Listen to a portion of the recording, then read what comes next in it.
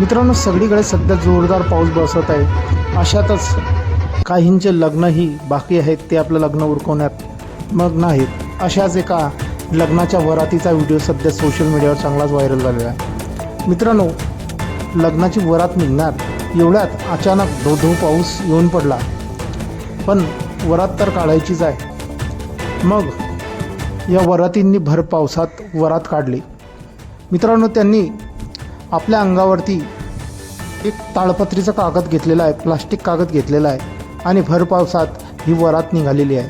आपण बघू शकता मित्रांनो, पुढे बँड वाजत आहे आणि मागे वराती नाचत गाचत आहे. आपल्या अंगावरती त्यांनी प्लास्टिकचा कागद घेतलेला आहे आणि